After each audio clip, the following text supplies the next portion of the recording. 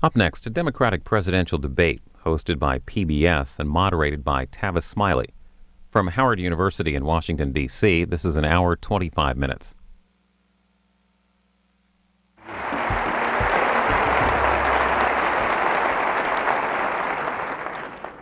Good evening, everyone. It is a real delight, pleasure, and privilege for me to welcome all of you to Howard University.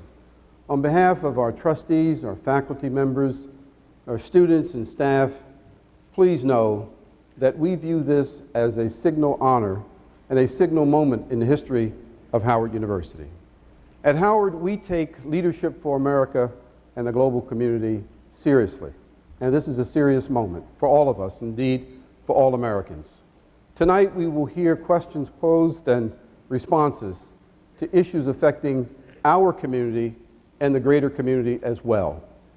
But we're all Americans, we're all engaged, and here at Howard, we believe that Howard University continues to be committed to freedom, justice, equality, and human rights. Thank you for joining us, and thank Tavis Smiley, thank PBS for giving us this opportunity. And most especially, let me thank our students and our student volunteers who've worked tirelessly. Thank you.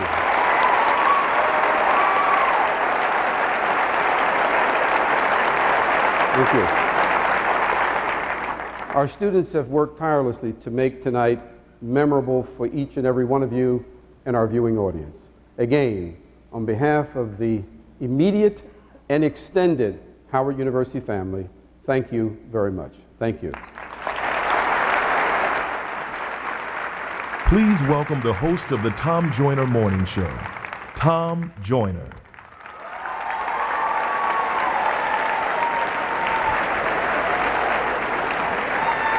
Good evening. I am excited and honored to be here tonight as we make not just African American history, but American history. I'm doubly excited because this history-making occasion is taking place at the historically black Howard University.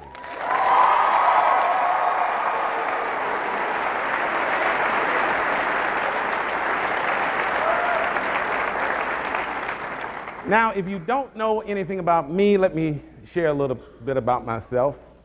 I'm Scorpio. No, seriously. The Tom Joyner Morning Show boldly serves our audience by providing information, empowerment, and one heck of a party. I'm grateful to Tavis for always bringing a purpose to our party. The Covenant with Black America book defines the issues that are of concern to Black America. It became #1 on the bestsellers list because of the power of Black media and the power of Black America. The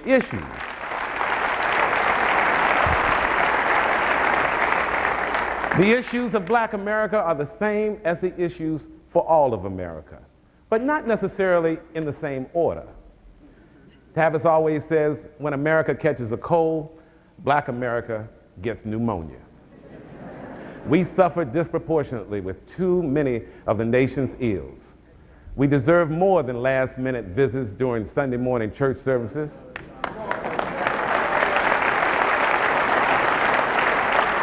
And that is why we're here this evening. In the next election, Black America stands united on a lot of issues, but not all issues.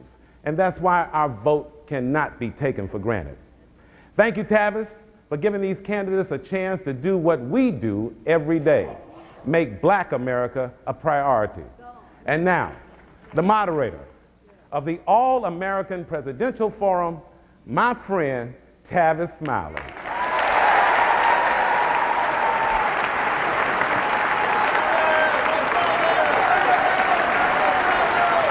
Thank you,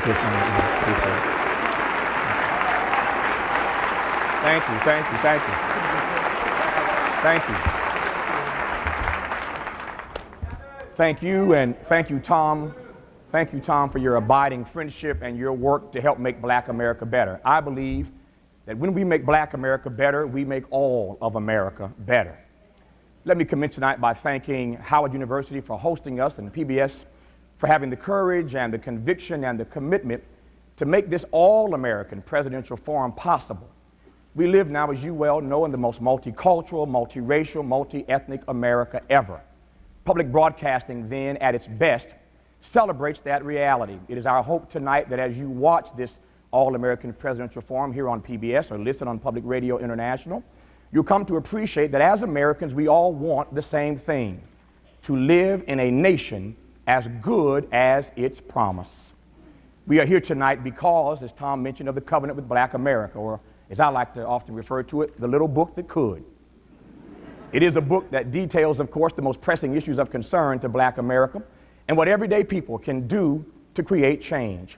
Because of those everyday people, the covenant made history when it climbed to #1 on just about everybody's bestsellers list, including the New York Times.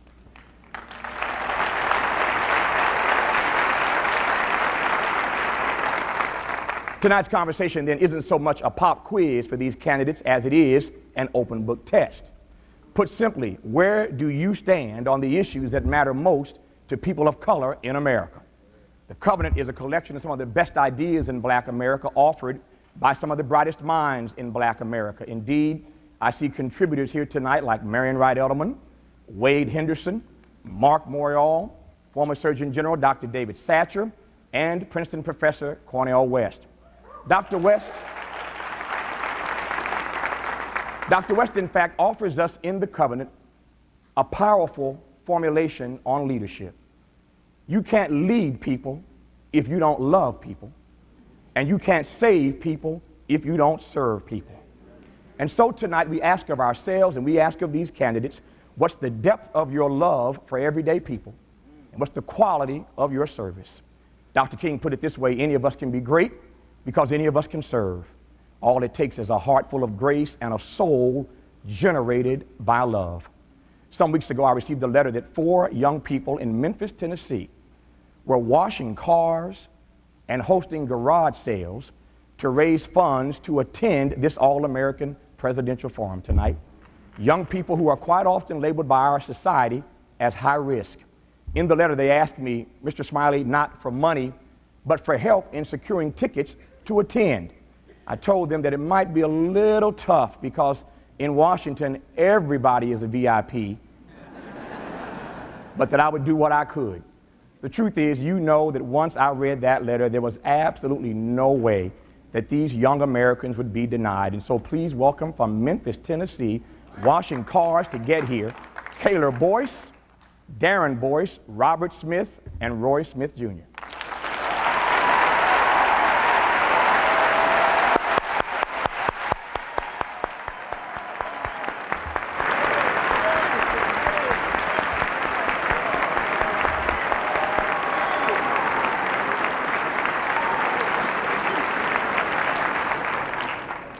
So what else is there to say? I have only to quote a great American named Paul Robeson. Children must ever be cherished, for they are not only the hope and promise of my people, with them stands the destiny of democracy in America. Now, to introduce the 2008 Democratic candidate for president, please welcome the Governor of the Commonwealth of Massachusetts, Deval Patrick.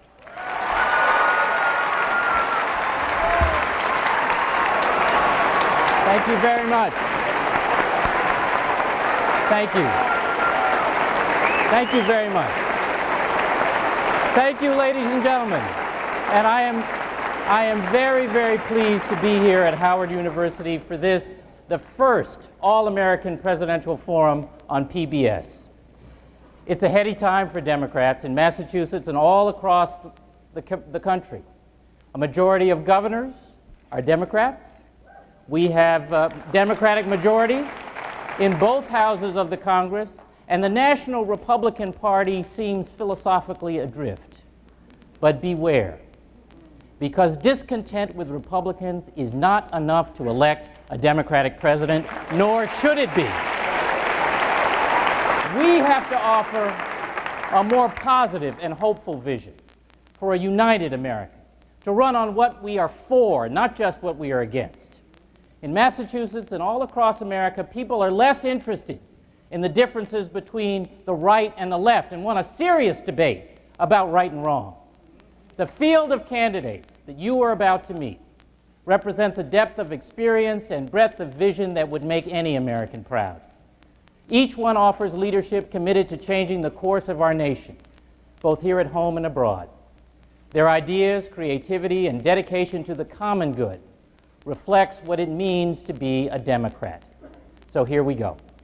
Please welcome New York Senator Hillary Clinton, Delaware Senator Joe Biden, New Mexico Governor Bill Richardson, former North Carolina Senator John Edwards, Illinois Senator Barack Obama, Ohio Congressman Dennis Kucinich, former Alaska Senator Mike Gravel, and Connecticut Senator Chris Dodd.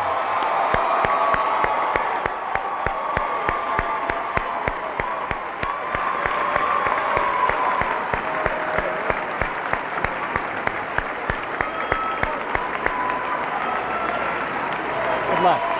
Good luck. Good luck. Good luck. Good luck, Bill. Good luck.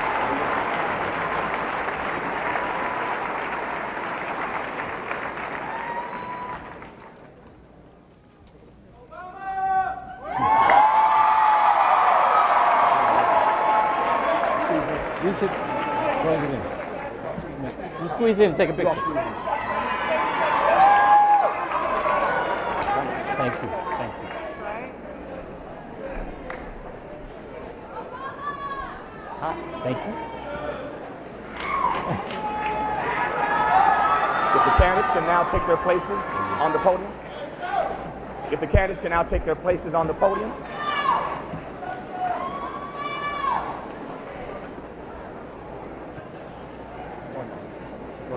Thank you. All right, we good? All right. To your podium.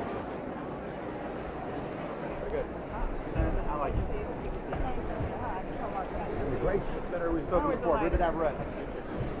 Hello again. Hello again. To ask the first question tonight, I'm pleased to be joined by Priscilla Cohen Scott from Bowie, Maryland. She is a winner of our online contest in which we ask listeners of the Tom Joyner Morning Show to submit questions to the website blackamerica.com. This question will go first to Senator Clinton, and we'll work our way, of course, down the line. Please welcome from Bowie, Maryland, Priscilla Cohen Scott for tonight's first question.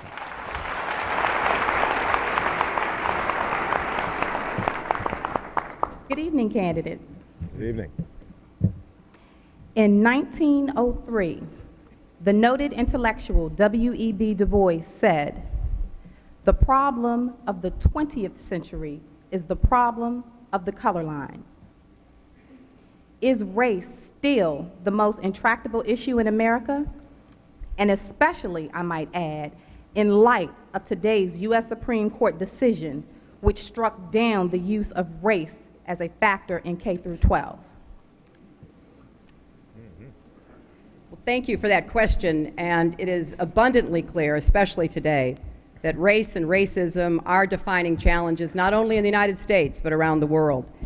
You know, we have made progress. You can look at this stage and see an African American, a Latino, a woman contesting for the presidency of the United States. But there is so much left to be done. And for anyone to assert that race is not a problem in America is to deny the reality in front of our very eyes. You can look at the thousands of African Americans left behind by their government with Katrina. You can look at the opportunity gap, the cradle to prison superhighway that the covenant talks about.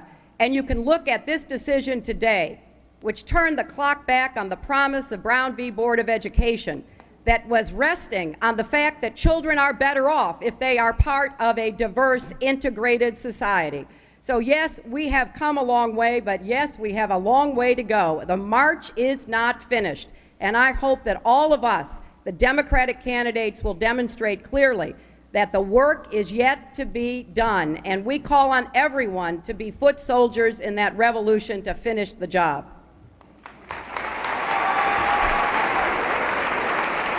The answer The answer to your question, it is still the defining issue. And the decision today, look at the minority views. The minority stated, had the rationale that was applied by the majority been applied the last 50 years, we would have never overcome the state's effort to ignore Brown versus the board. But we can do something about it. And the place to start is for the next president of the Supreme Court of the United States of America. As some of you know, and some of the people on this stage and the press criticized me for being awful tough on Justice Roberts and awful tough on Alito. The problem was the rest of us weren't tough enough on them.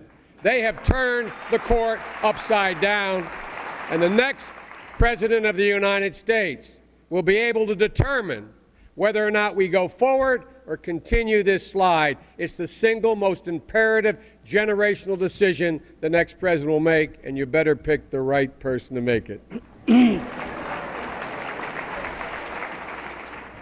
Leading on the issues of race is about being authentic, about speaking honestly. Race is a major issue in this country, and the next president has to talk about it. Race is not just passing new laws. Race is not just naming solid Supreme Court justices. Race is also dealing with bigotry and racism that exists in this country. And I believe very strongly that the next president is not just going to have to pass laws and take the steps necessary to reaffirm affirmative action and take steps to make sure that our schools are integrated, but also the next president is going to have to lead and speak passionately about a dialogue among all peoples. And I believe very strongly that issues of diversity for me, the first Latino to run for president, aren't talking points, they're facts of life.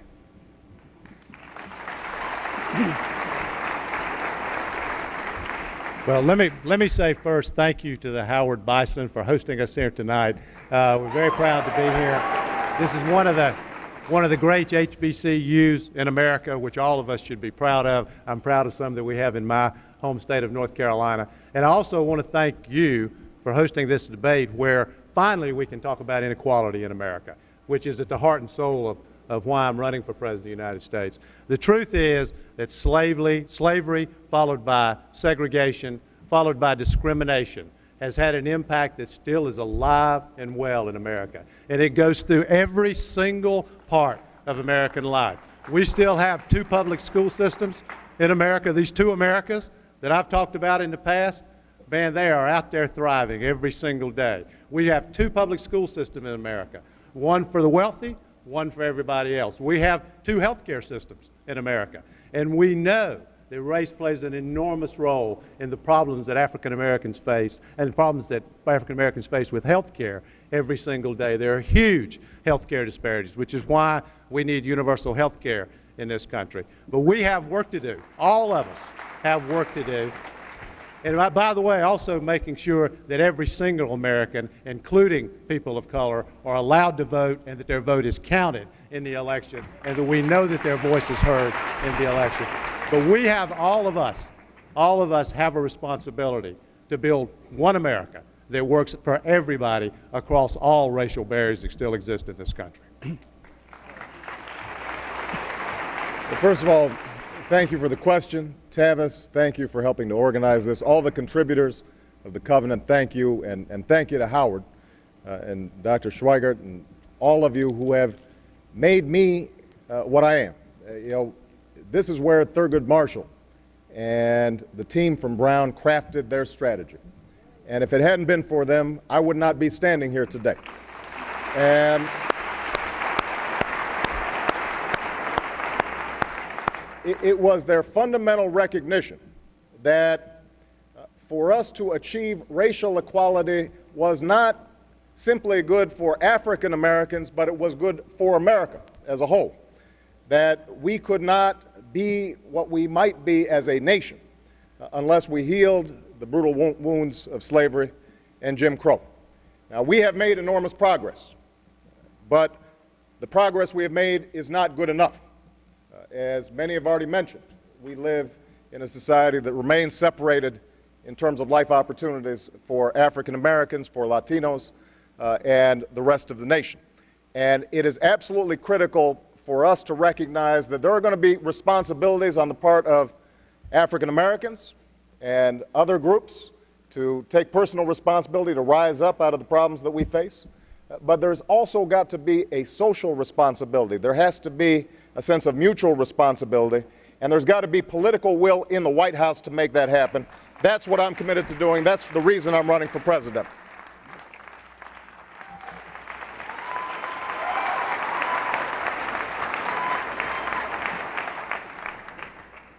I want to share the remarks of Barack Obama, because the fact of the matter is that racial inequality is real, that it affects every area of our lives, as the Covenant pointed out. Now, it's interesting the philosophy that's guiding leaders at every branch of, in the executive and the judicial branch of government, because they go out and tell people, pull yourselves up by your bootstraps, and then they steal their boots.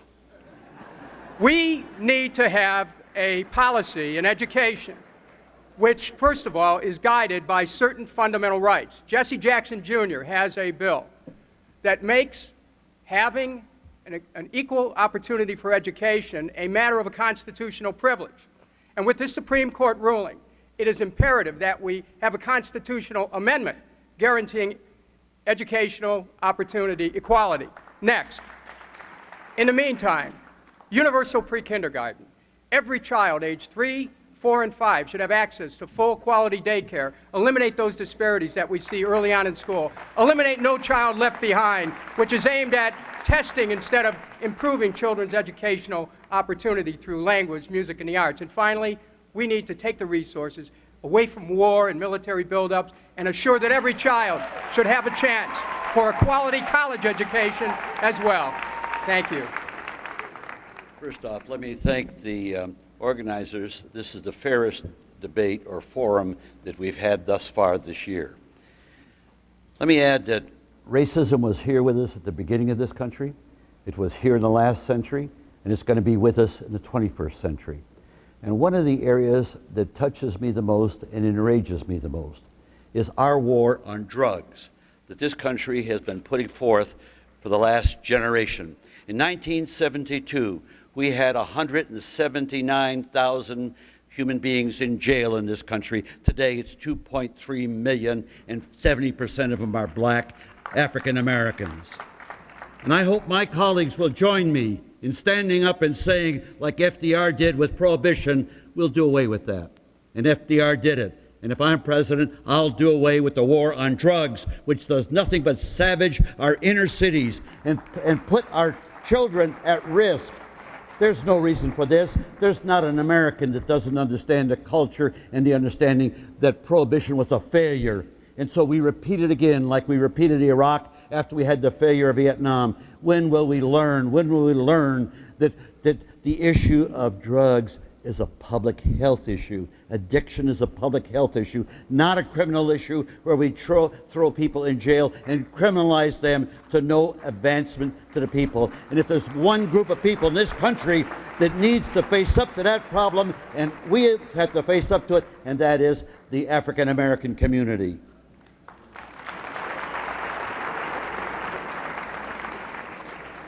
Let me add my voice in thanking Howard University for hosting this evening, and Tavis, thank you as well. It's appropriate first question that was asked here, and to bring up the issue of education, of discrimination at this wonderful institution is critically important. The shame of all of this is that long before the decision was reached today or yesterday in the Seattle cases, the shame of resegregation has been occurring for years in our country here. The reality that our public educational system is today a segregated system, and that we have not taken enough leadership over the years to understand the great damage that has done to our country. This evening there'll be many subjects that will be raised, and important ones. None is more important in my view than the issue of education. Whether or not from the earliest educational opportunity to the highest level of educational opportunity, this is the key to equal access to our society. It is something that can never be taken away from you if you get it. To say today that you're going to exclude race as a means of allowing for the diversity in our communities is a major step backwards. And as President of the United States, I would use whatever tools available to me to see to it that we reverse this decision today, get back on the track to see to it that our country once again will identify with the identity of unity as a nation, blind, if you will, to the racial distinctions in our society. That's the only way we're going to deal with the new frontiers of the 21st century, the barrios, the ghettos, and the reservations of our society. That's what I stand for. That's what we'll achieve as a Democratic administration. I want to thank Priscilla Cohen-Scott for her question. Priscilla, thank you very much. Please thank Priscilla for her question. It just seemed to make sense to us to start this conversation with a question from an everyday person in America. Now I want to turn over this conversation to a terrific panel of journalists I've asked me to join me in handling questions this evening, although I may use moderator discretion if necessary from time to time to remind you of that clock out there so you can know that we're keeping answers, by the way, to 1 minute per person. First up, Dwayne Wickham, syndicated columnist for USA Today and the Gannett News Service. Next, Michelle Martin, former Nightline correspondent, now host of her own NPR show called Tell Me More. And Ruben Navarrete Jr., nationally syndicated columnist and member of the editorial board of the San Diego Union Tribune. Dwayne Wickham's question will be answered first by Senator Joe Biden. This question is about the link between education and poverty. According to the Bureau of Labor Statistics, in 2006, the unemployment rate of black high school graduates was 33% higher than an unemployment rate for white high school dropouts. To what do you attribute this inequity which keeps many black families locked in the grip of poverty? You know, Dwayne, one of the things that we all talk about is this achievement gap. We should remind everybody that the day before a black child, a minority child, steps into a classroom, half the achievement gap already exists. That is, they already start behind. So the moment they walk into that school, they are already behind. And that gap widens. And it widens because we do not start school earlier. We do not give single mothers in disadvantaged homes the opportunities that they need in order to know what to do to prepare their children. A mother who talks to her child on a regular basis from infancy to being a toddler, that child, when it's 2 years old, will have a vocabulary 300 words more than the child not talked to. So it's simple. You got to start off and focus on the nurturing and education of children when they're very young, particularly children from disadvantaged families. You've got to invest in starting kids in preschool at age 4. They have a 20% better chance of graduating when they're there. And you've got to make sure as you go through the system, you have smaller classrooms, better teachers in the disadvantaged schools. Senator Biden? Time's up. Thank you. Sorry about that. Thank you. Thank you very much, sir. Governor? Sometimes when I talk about education, and this is the first time we have talked about it in any debate, the first thing you hear is how are you going to pay for it? Nobody asks how we're going to pay for the war. But it's important to state that improving our schools, improving education, access to education to all Americans should be America's foremost priority. You know, I want to just state that for the record, I am for a minimum wage for teachers. The key to a good education is to pay our teachers and have accountability. And we have to make sure that we deal with this achievement gap. 1 out of 2 minorities in this country, 1 out of 2 African American, Latino kids don't make it through high school. They drop out. That has to be combated with at-risk programs, with programs that deal with more parental involvement.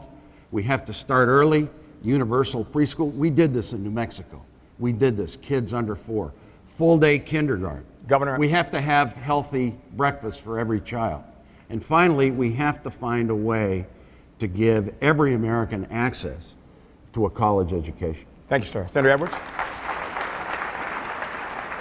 Well, let me say first, Wayne, this issue of poverty in America is the cause of my life. It's the reason I started a poverty center at the University of North Carolina. It's the reason I've been working so hard on this issue. And I think the starting place is to understand that there is no one single cause of poverty.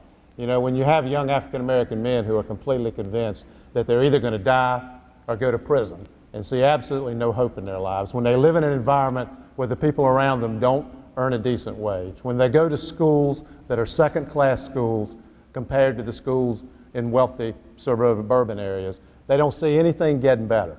There are lots of things we need to do. I actually agree with what Senator Biden said about early childhood, but I think we should start much earlier than 4 years of age, which is what the focus has been. I think it's also true that we need to pay teachers better. I think we ought to actually provide incentive pay to get our best teachers into inner city schools and into poor rural areas where they're needed the most. But it goes beyond that. We also have to make work pay for young men who are graduating from high school, the very group that you're describing, which means we're going to have to do a whole group of things. We need to significantly raise the minimum wage, we need to strengthen the right to organize, and we need to help low-income families save so they're not prey to predatory lenders that are taking advantage of them today. Thank you, sir. Senator Obama?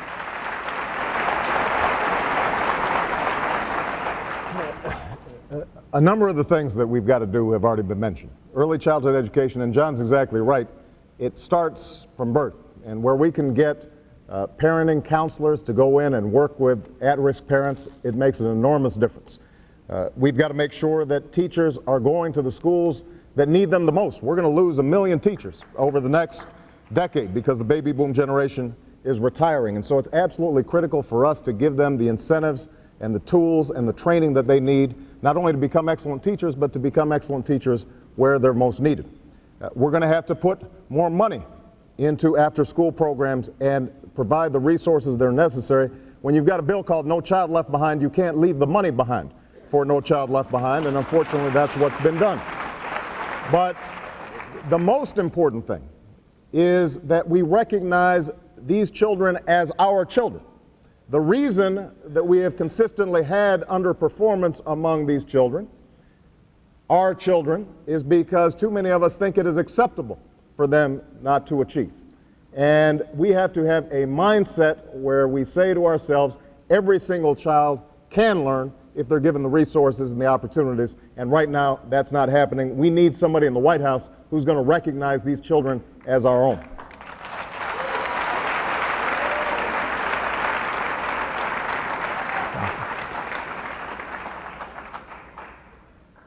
Dr. King recognized that when there's a war, people of two countries suffer. Because what he was talking about was the link between war and fear and poverty, as opposed to peace and security and prosperity. And so when we shift the paradigm of this country away from war, then we start to have the resources which must be there for education, for universal pre-kindergarten, for fully funded elementary and secondary education, for college for all. But we have to remember that with a nation right now that will spend anywhere from $1 to $2 trillion on this war, that is money out of the educational lives of our children. We need to remember the connection. I'm ready to see at least a 15% reduction in that bloated Pentagon budget. Stop funding war, start funding education. That's where we get the money. Thank you. Dennis, you're a little too modest on that. I think we can cut a little more than 15%. Very much so. Stop and think what the opportunity cost. Now, you have heard these nostrums before. I've been watching your head. You're nodding on all the programs. You've heard it 10 years ago. You've heard it 20 years ago. Why doesn't it change? The Democratic Party hasn't done appreciably better than the Republican Party in solving these problems. It has to be solved by the people, not by your leaders. Stop and think. When he's talking about the money we're squandering, 21 million Americans could have a 4-year college scholarship for the money we've squandered in Iraq. $7.6 million teachers could have been hired last year if we weren't squandering this money. Now, how do you think we got into this problem? The people on this stage, like the rest of us, are all guilty, and very guilty, and we should recognize that because there is linkage. Senator Dodd? Yeah. Time is up. I'm sorry. Senator Dodd? Thank you, Tavis. As I said at the outset in the first question, I don't believe there's any other issue as important as this one we'll discuss this evening, as education. There's a lot of good talk here, and I admire the fact that my colleagues here and candidates all care deeply about this issue. I stand before you as a candidate. We have to make a decision about who is our best candidate to win the presidency in 2008. For 26 years, through 5 terms in the United States Senate, I have dedicated myself to this issue.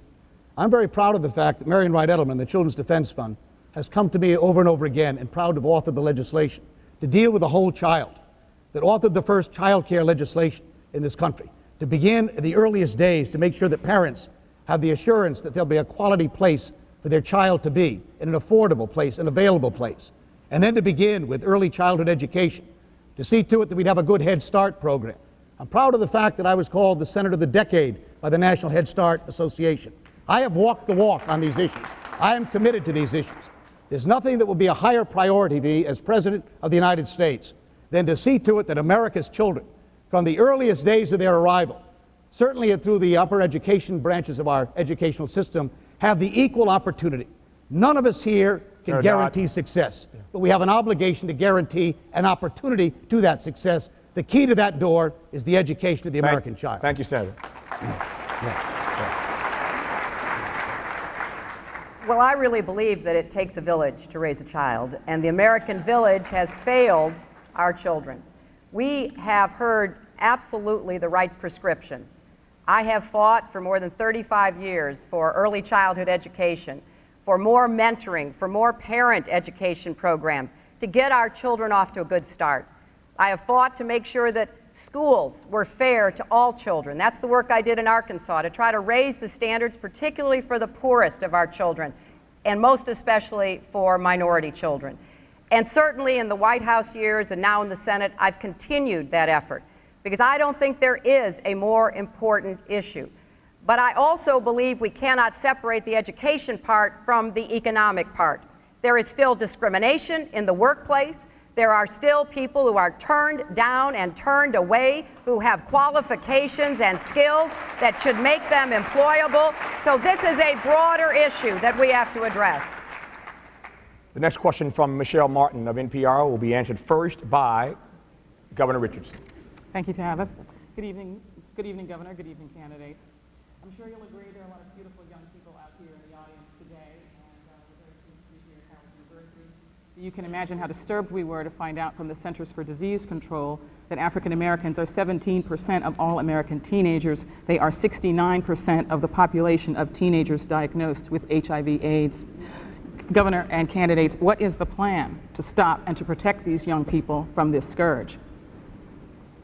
It is a moral imperative that America have a policy to fight this dreaded disease both nationally and internationally. You got to make some tough choices. First, we've got to have, we have to use needles. We have to be sure that we have efforts in the African American community, in minority communities, to have comprehensive education.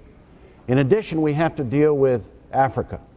Close to 20% of the African people have some kind of HIV virus.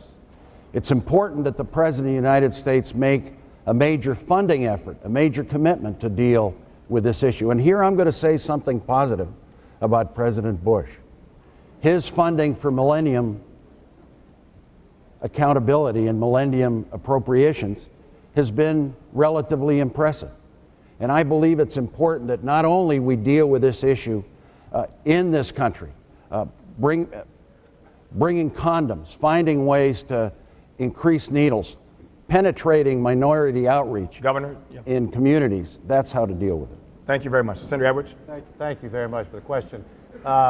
African American women are 25 times as likely to be infected with AIDS today in America than white women. Over half of the new diagnoses of AIDS in America are African Americans. So this is obviously having a disproportionate effect on people of color and on the African American community. I was in a medical center in Los Angeles just a few days ago where they're providing treatment and help to those who, first, to determine whether they have AIDS, second, to provide them the treatment and the drugs that they need. But we shouldn't be dependent on private funding to do what needs to be done about a scourge that exists in America, and particularly exists among African Americans in America. Here are the three things I think we need to do. First, we need to fully fund finding a cure for AIDS so we can end this scourge once and for all. Second, we need to fully fund the legislation, the law known as Ryan White, to make sure that the treatment is available for anybody who's diagnosed with AIDS. And then finally, we need to ensure that Medicaid covers AIDS drugs and AIDS treatment to make sure that people get the treatment they need, particularly low-income families who are diagnosed with AIDS, low-income individuals. Senator Obama? I think John's prescriptions are right. I would add the issue of prevention involves education. And one of the things that we've got to overcome is a stigma that still exists in our communities. We don't talk about this. We don't talk about it in the schools. Sometimes we don't talk about it in the churches. It has been an aspect of sometimes our homophobia that we don't address this issue as clearly as it needs to be. And I also think there's a broader issue, though, here, and this is going to be true on all the issues we talk about. The problems of poverty, lack of health care, these are lack of educational opportunity, are all interconnected. And to some degree, the African American community is weakened. It has a disease to its immune system.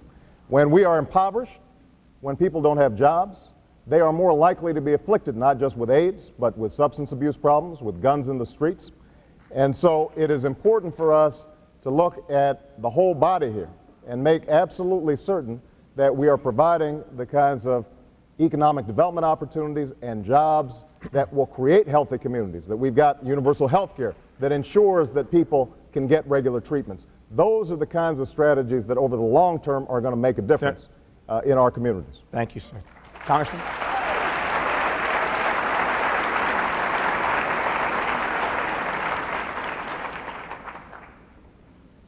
When you think about the statistics that have been cited here, you realize that it's time to get real about health care and education in America.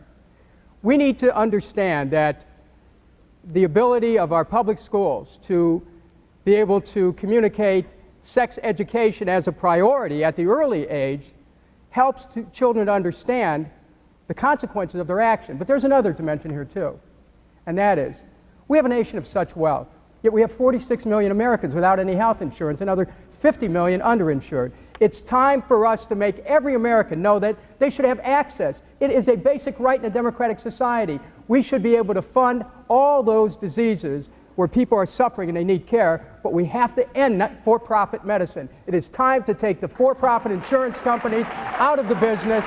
Michael Moore's right about this, by the way, and have a not-for-profit health care where everyone's covered. Senator Gravel? I touched on it earlier. The scourge of our present society, particularly in the African American community, is the war on drugs. I'll repeat it again as a challenge to my colleagues on this stage, that they really want to do something about the inner cities, if they really want to do something about what's happening to the health of the African American community, it's time to end this war. There's no reason to continue it in the slightest. All it does is create criminals out of people who are not criminals. Education, yes. Health care, yes. But understand that the health care that we're talking about, by and large, is going backwards. Going backwards. We're subsidizing the insurance companies, and all the plans that I've heard of, except Dennis's, is a continued subsidization of the insurance companies. Please, put pressure on these people to step up and end this war on drugs, which is ravaging your community. Senator, thank you. Senator Dodd.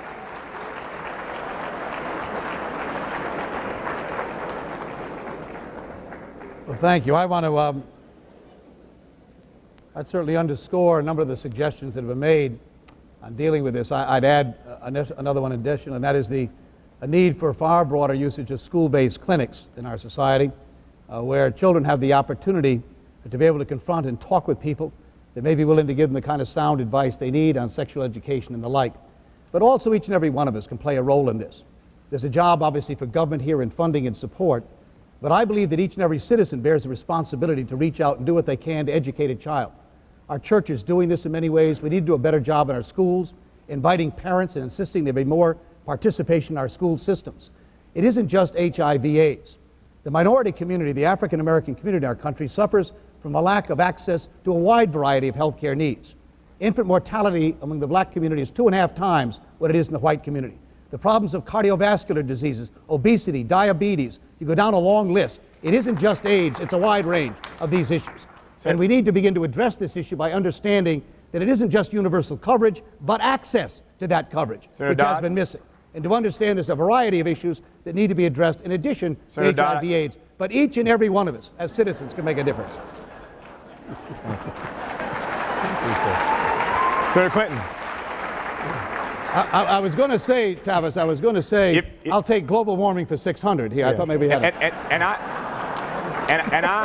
Senator Dodd, and I was going to say, well, you Paris Hilton, you'd have an hour, but you're not. So.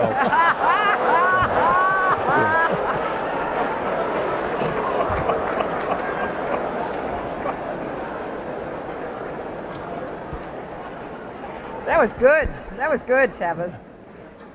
You know, it is hard to disagree with anything that has been said, but let me just put this in perspective. If HIV/AIDS were the leading cause of death of white women between the ages of 25 and 34, there would be an outraged outcry in this country.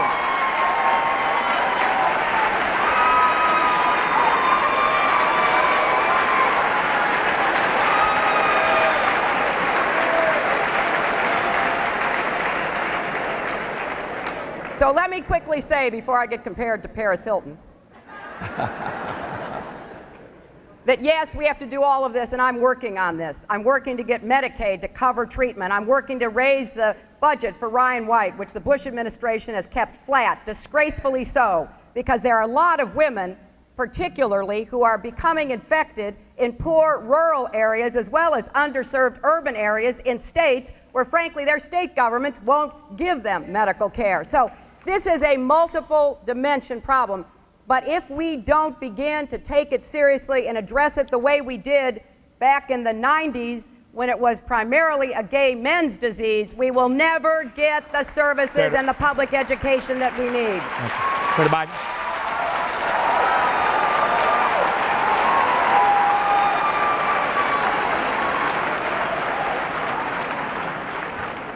I will try to answer your question directly. You said, how do we prevent these 17-year-olds from getting AIDS, HIV? How do you prevent that? All the things that were said here are a good idea. They don't prevent that. What's happened is there's a policy of neglect, denial, and lack of honesty out there. The fact of the matter is, what Hillary points out, there's neglect on the part of the medical and the white community focusing on educating the minority community out there. I spent last summer going through the black sections of my town, holding rallies in parks, trying to get black men to understand it's not unmanly to wear a condom, getting women to understand they can say no, getting people in the position where testing matters.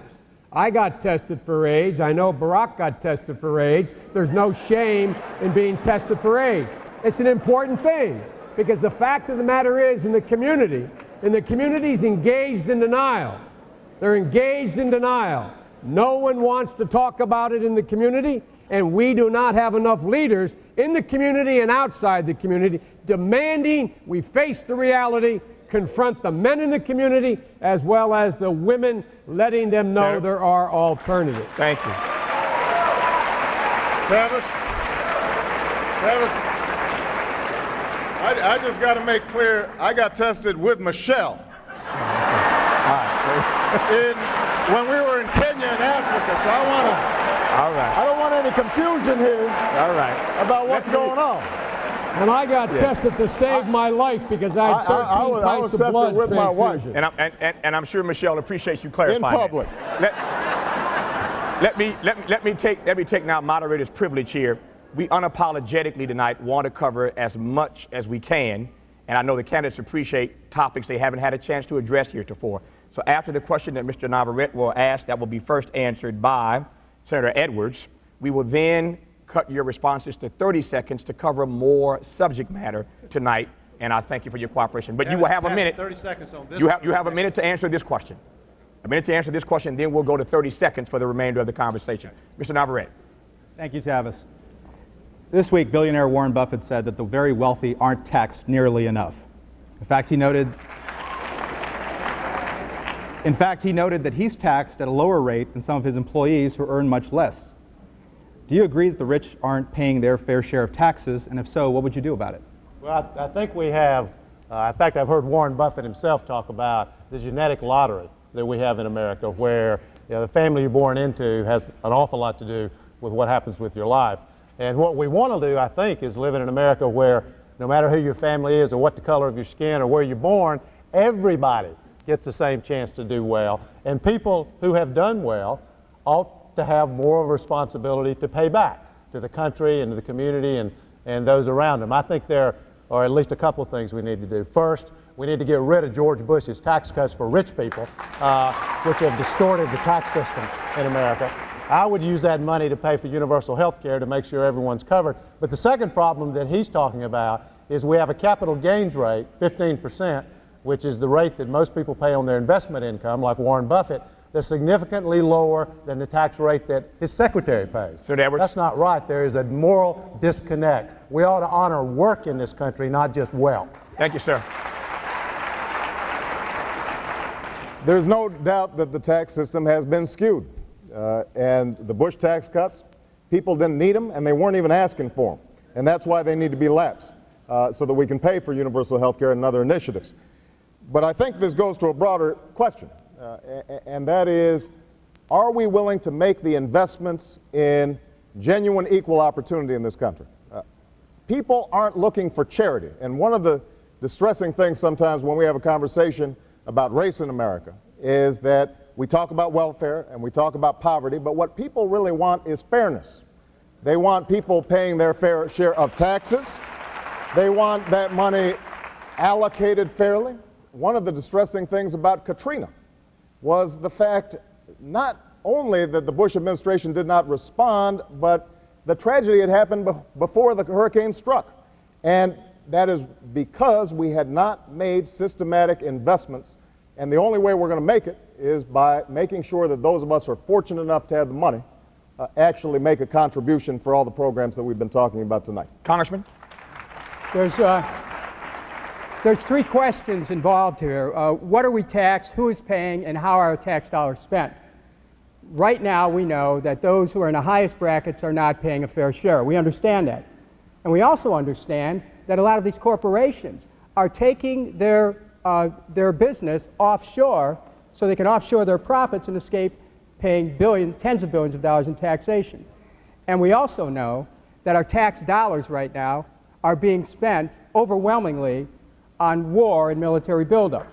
I want to see a new direction. I want to see the wealthy pay their fair share. I want to make sure that these corporations have to, if they have an American name, they have to pay taxes here. And I want to see the end of war as an instrument of policy. Senator Bell? I want to say that none of you are going to live in your lifetime to see our system of taxation changed based upon what you've heard here. I was 8 years on the Finance Committee. None of them have served on that committee. And I'll tell you, the code stands that high, and there's not a human being alive that understands it. And it's with Democrats, with Republicans, they take care of the people. You think it's an accident that all of a sudden we wake up that the wealthy aren't paying a fair share? The only way they're going to pay a fair share is wipe out the income tax. It is corrupt. It's corrupting our society. And begin to put in place a tax that everybody will know what everybody's paying. And that's a retail sales tax. And you can make it as progressive as you want. Keep in mind, a tax where everybody will know what everybody is paying. Senator Bell, you won't see it with this. Senator Dodd? Thank you. Thank you, Tavis. I happen to believe very strongly that our tax and fiscal policies ought to reflect our moral values. that the tax and fiscal policies ought to be fair, responsible, and pro-growth as well. We live in a society where obviously it's going to be important to expand our economy so that jobs will be created, businesses can grow, people have an opportunity in this life. I'm deeply disappointed, as many. We had a very good period of time, I might say, under the Clinton administration, where we balanced the budget, we had a tax policy that was much more fair. We need to get back to those days again where we had that kind of fiscal policy. One of the taxes that needs to be addressed, because we're losing manufacturing jobs in this country. We today reward industries that leave America by giving them tax breaks. I would like to see us reward companies that stay in our inner cities, go to places where jobs ought to be created. That ought to be a part of our tax policy as well. Senator Clinton. Well, I clearly think that our economy was working a lot better in the 1990s. We had the creation of 22 million new jobs, a balanced budget, and a surplus. And certainly when the Bush administration came in, they were determined to tilt the balance back toward the privileged. We are paying a very big price for this because middle class and working families are paying a much higher percentage of their income. That was Warren Buffett's position, that he pays about 17%, because don't forget, it's the payroll tax plus the income tax. And when you cut off the contribution at $90,000, $95,000, that's a lot of money between $95,000 and the $46 million that Warren Buffett made last year. And he's honest enough to say, look, tax me because I'm a patriotic American and I want to make sure our country stays strong and is fair. So yes, we have to change the tax system, and we've got to get back to having those with the most contribute to this country. Thank you, Senator. Senator Biden. Warren Buffett is right. I would eliminate the tax cut for the wealthy. They didn't ask for it, as someone earlier said. They don't need it. They're as patriotic as anyone else if you ask them. We've asked nothing of them. The second point is understand what happened this last election in 2000. The entire first time in our history since we had the federal income tax, there was a fundamental shift of the burden from people who were wage earners away from people who were investors. For the first time in our history, we're in a position where those who are the wage earners are paying a bigger chunk than they should. It's got to shift back, and the basis for them doing that is they really believe the wealthy know better. They think we don't know how. Average folks don't know how to make the economy work. It's all about their ideology. It's got to fundamentally change. You have to tax investment, and you got to give a break to wage earners. Thank you, Senator Biden. Governor? There's no question that there's tax unfairness in this country, but we have to rebuild the economy. Yes, the Bush tax cuts, the 2%, that has to go. But I would replace those Bush tax cuts with tax cuts for the middle class. I would reward companies that pay over the prevailing wage, that go into the inner cities, that go into rural areas. I would also have tax-free holidays for technology startups. 3 years if they train people in the inner city, if they hire people over the prevailing wage. We need to rebuild this economy by being pro-growth Democrats. We should be the party of innovation, of entrepreneurship, of building capital, getting capital for African American small businesses. We need to find a way in this country that we say that globalization must work for the middle class. And we need to find ways also to use the tax code, not just to simplify it, but to make it fair, but also to generate jobs and reward entities in this country. Thank you, sir. I'm almost finished.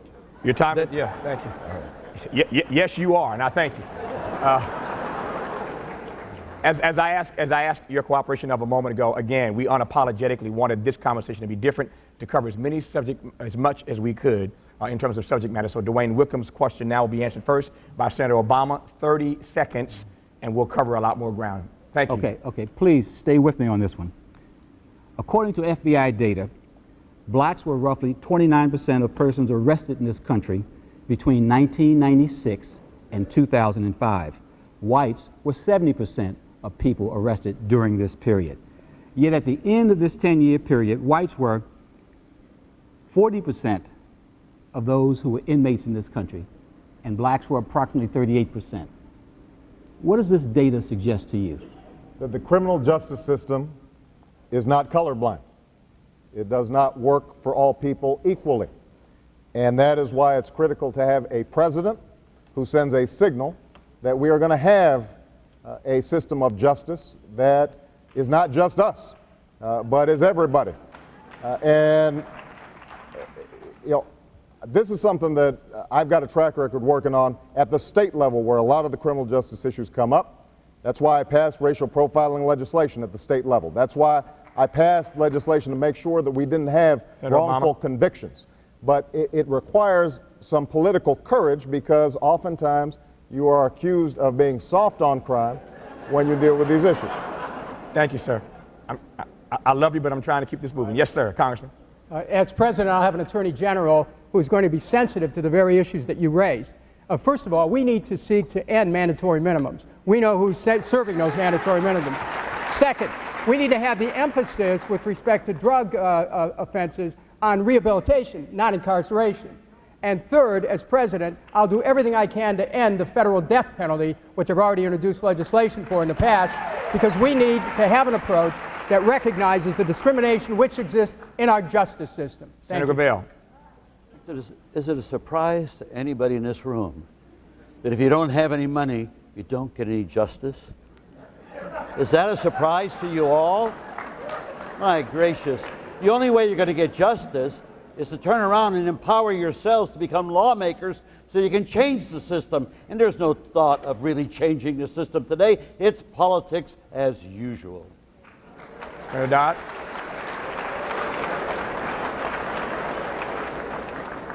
Well, I agree. I think the mandatory minimum sentencing has been a disaster. I'm a strong supporter of Charlie Rangel's efforts here to eliminate the distinction between crack cocaine and powder cocaine. That'll have a big difference in terms of who actually goes to jail in this country. And then obviously as well, we need to have a Justice Department that is not going to be politicized, as we've watched this one, with U.S. attorneys who do the political work rather than doing the justice's work in our country. As president, I will insist upon that. I'm sure the rest of my colleagues would here. We'll get better justice with Democrats in the White House. Senator Clinton. In order to tackle this problem, we have to do all of these things. Number one, we do have to go after racial profiling. I've supported legislation to try to tackle that. Number two, we have to go after mandatory minimums. You know, mandatory sentences for certain violent crimes may be appropriate, but it has been too widely used, and it is using now a discriminatory impact. Three, we need diversion, like drug courts. Nonviolent offenders should not be serving hard time in our prisons. They need to be diverted from our prison system. We need to make sure that we do deal with the distinction between crack and powder cocaine. And ultimately, we need an attorney general and a system of justice that truly does treat people equally, and that has not happened under this administration. Senator Biden. As you well know, the bulk of the inequity is at the state level, not at the federal level, number one. Number two, we need diversion out of the system. I'm the guy that wrote the drug court legislation that is in the law right now. Number three, you have to eliminate the disparity between crack and powdered cocaine. I've introduced legislation to do that, 1-to-1, no difference. And number four, you have to find a way in which you insist from a federal level the states, in fact, apply the law equally. They don't through the Speedy Trial Act. The states, 650,000 people coming out of jail in the state prisons, 300,000 will come out addicted from the prison this year. Thank you, Senator Biden. Governor. Carved at the marble top of the U.S. Supreme Court, it says equal justice under law. This country has had 200 years, yet today 68% of those in jail are minorities. In your own book, Tavis, you say that 1 out of 3 African American males spend some time in jail. That is wrong, and what we need is a strategy to deal with poverty. Expand the earned income tax credit, increase the minimum wage, have a living wage in this country, find ways to expand child care, find ways also to let Americans join a union. This will not only give them more health care, but more accountability and the ability to protect themselves. Thank you, Governor. Senator Edwards. Tavis, everything that's been said is correct. You know, changing mandatory minimum, changing the disparity between crack and powder cocaine, having a system that's fair. If you're African American, you're more likely to be charged with a crime. If you're charged with a crime, you're more likely to be convicted of the crime. If you're convicted of the crime, you're more likely to get a severe sentence. There is no question that our justice system is not colorblind. But can we also create an infrastructure for success for those who are charged and convicted for the first time so that we help them with drug counseling, job counseling, job training, education, help them get them back into the community with some chance of changing their lives. Thank you, sir. Michelle Martin's next question will be answered first by Congressman Dennis Kucinich. Michelle? Congressman, would you support a federal law guaranteeing the right to return to New Orleans and other Gulf regions devastated by Hurricane Katrina based on the United Nations human rights standards governing the internal displacement of citizens? Absolutely. What happened in New Orleans in the aftermath and how it was dealt with underscores everything that's wrong in this country about race. First of all, New Orleans wouldn't have happened if the government had been more sensitive to make sure that those levees had been repaired when they were told they were supposed to be repaired. Secondly, New Orleans represents a hope also because we have to make sure people have a chance to return. And they should be guaranteed that. They should also be guaranteed jobs. I held a hearing yesterday in my domestic policy subcommittee which shows that people in New Orleans aren't getting jobs. They're hiring people from outside, and sometimes when they get jobs, they aren't being paid. We've got to change that. We must change it. Thank you. Michelle, on this end, they could not hear the question. Could you repeat it again right quick? The question is, would you support a federal law guaranteeing the right to return to New Orleans and other Gulf regions devastated by Hurricane Katrina based on the United Nations human rights standards governing the internal displacement of citizens? And I can go further. That includes the requirement that authorities establish conditions and provides the means to allow internally displaced persons to return voluntarily in safety and dignity. Thank you. Senator Gravel, The answer 30 to that seconds. question is yes. And just keep in mind, if we weren't squandering our treasure on this terrible war that we didn't have to start, we would have 4 million housing units available, and a good portion of them could go to Katrina residents. Senator Dodd? I would as well.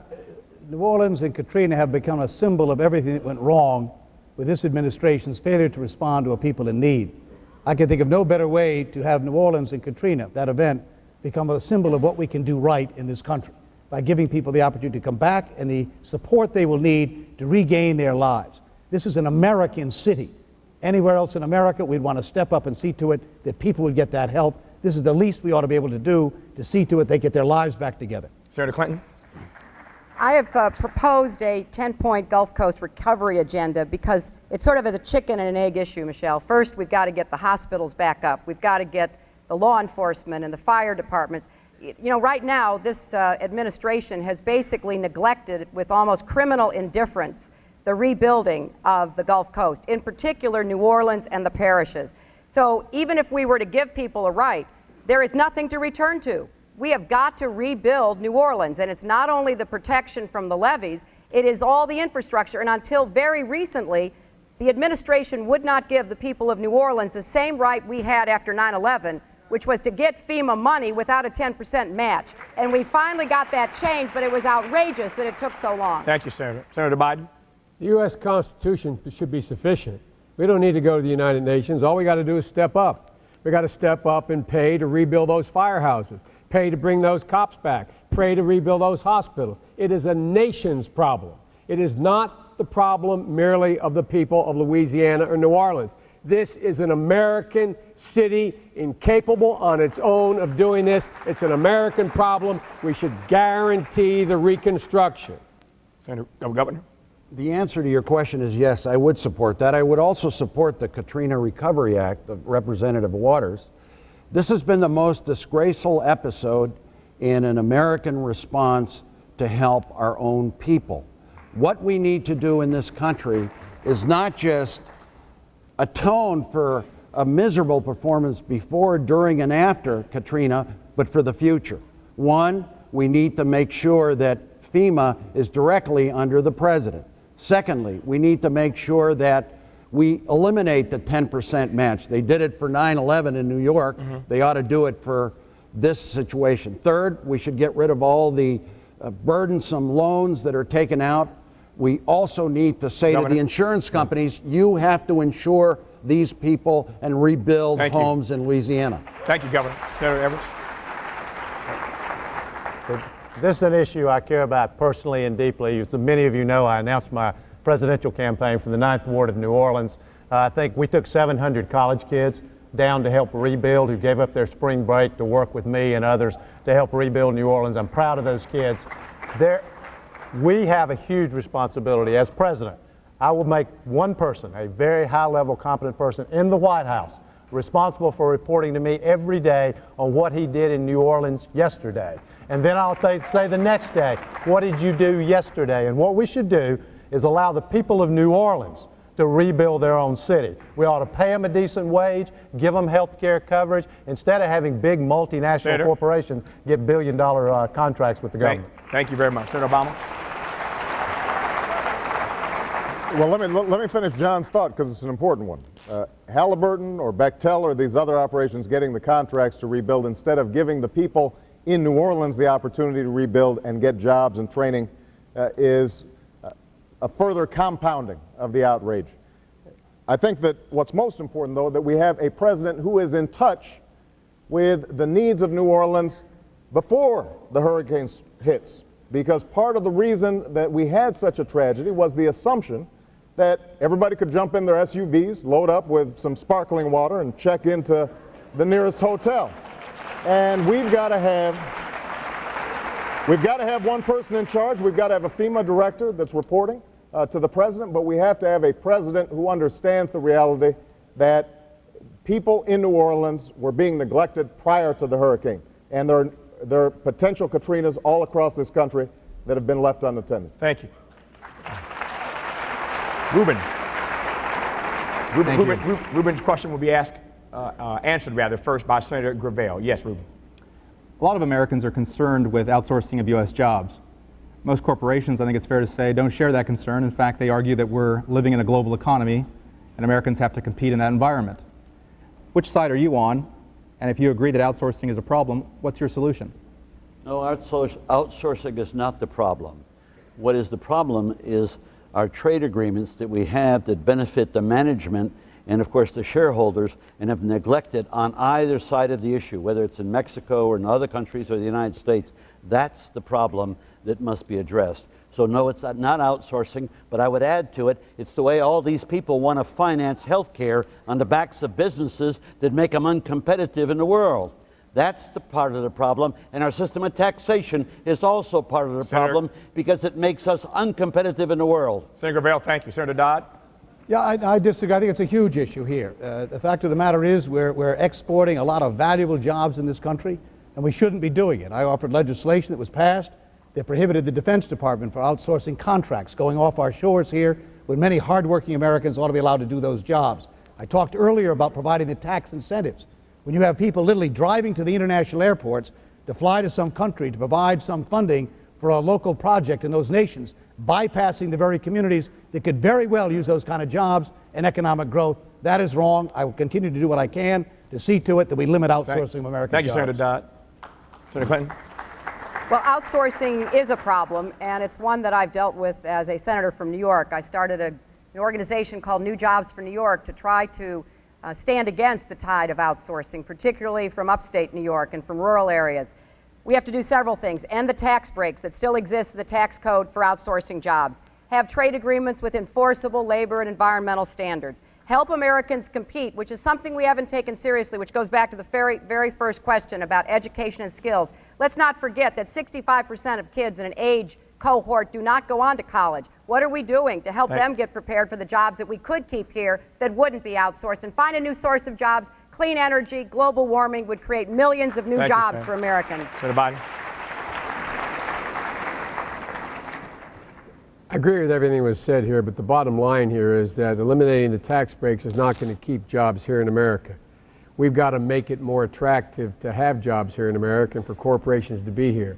You got to take the burden off of the corporations with a healthcare system that's universal, so we're not at a competitive disadvantage. You got to have a better education system to provide for the highest tech jobs that we educate our folks for, so we're not importing 400,000 computer engineers to work in Silicon Valley. And you got to deal with the innovation and infrastructure needs in this country, tunnels, bridges, et cetera, which we haven't done to make us more competitive. Thank you, Senator Biden. Governor Richardson? Outsourcing is a problem. Most outsourcing jobs are technical. We need to upgrade our science and math standards in our school. It's education. And I would create 250 science and math academies to deal with that gap. In addition to that, what we need is trade agreements, fair trade agreements, where we say no slave labor, no child labor, We're going to have environmental protection. We're going to have to deal with wage disparity. And also, I would have a different attitude towards the private sector. I would say to the private sector, what is it going to take to keep you here?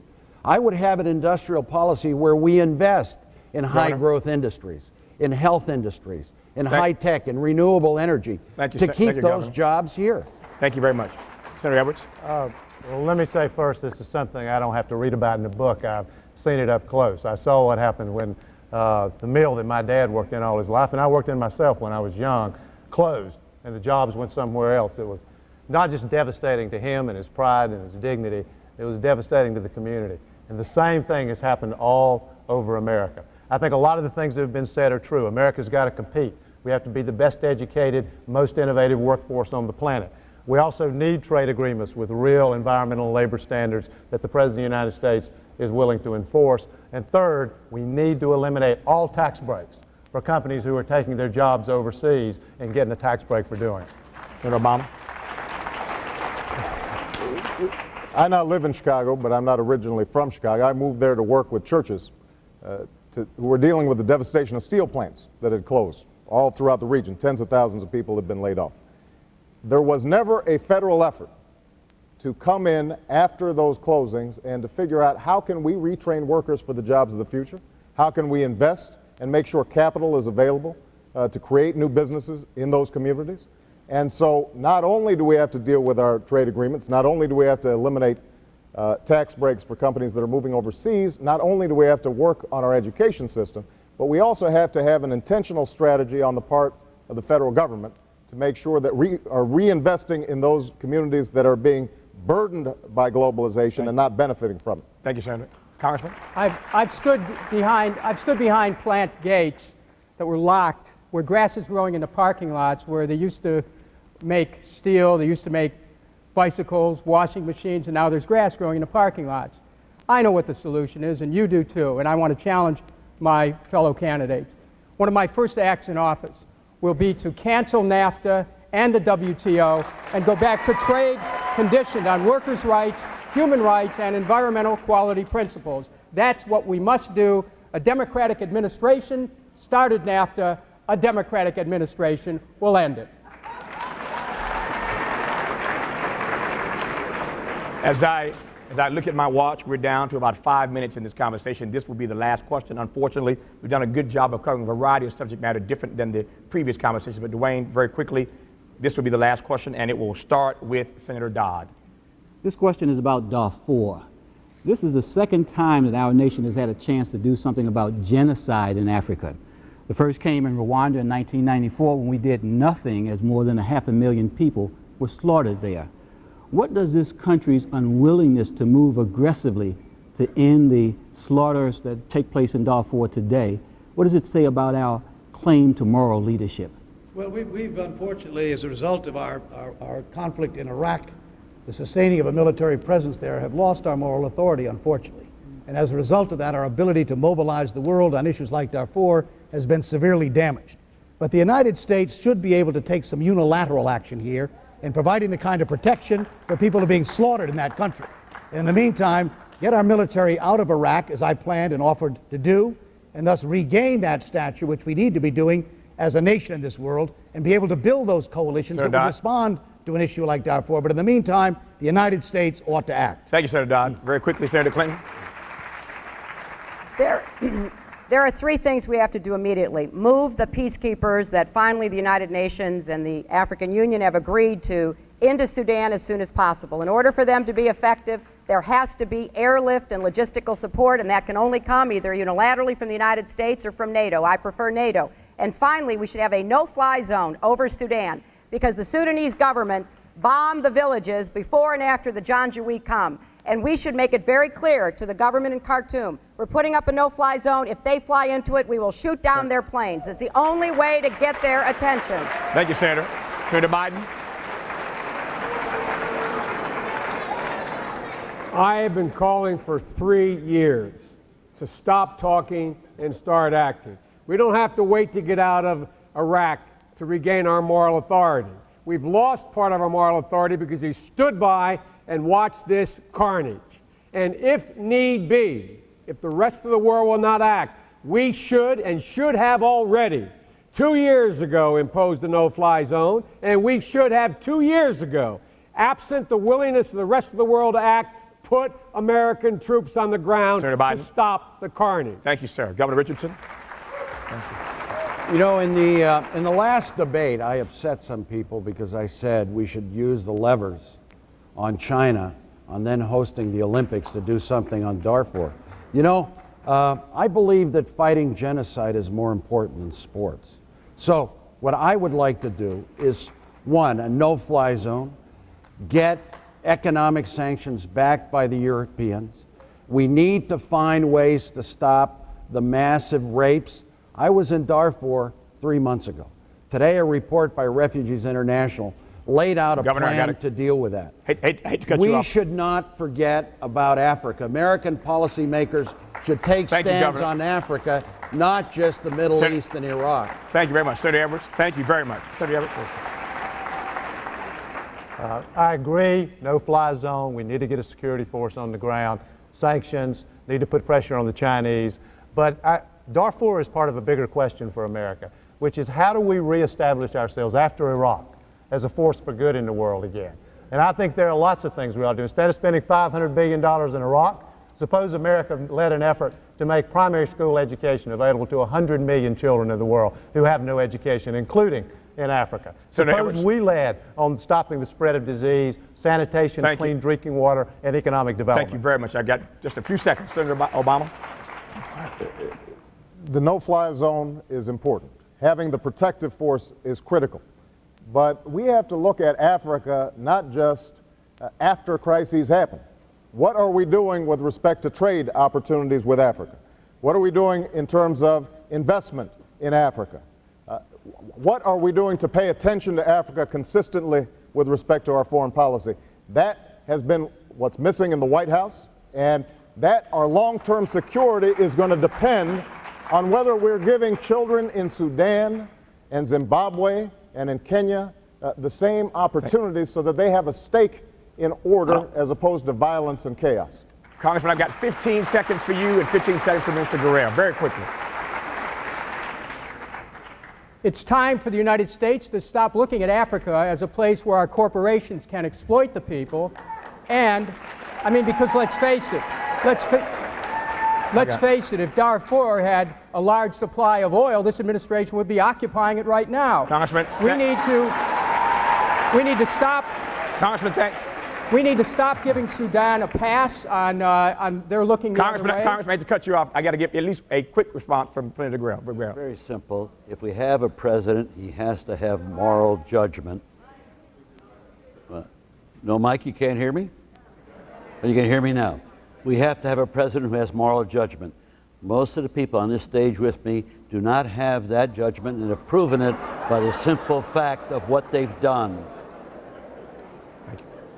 We are up against the clock. My thanks to all. Please thank all the candidates for joining us tonight. We'll see you again September 27th for the Republican All-American Presidential Forum. Until then, good night from Washington. Thanks for watching, and as always, keep the faith.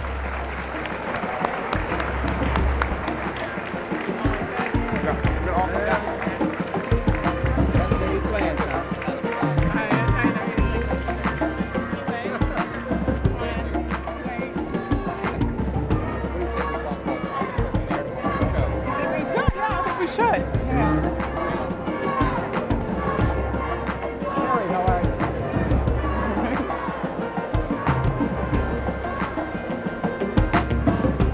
That was like 3. Hello, Senator. It was a joy meeting you. Thank you. 3. That was interesting. Well, you know, we so much to talk about. We needed another half hour. After the debate, some of the candidates spoke with reporters in the media spin room. This is Half an Hour.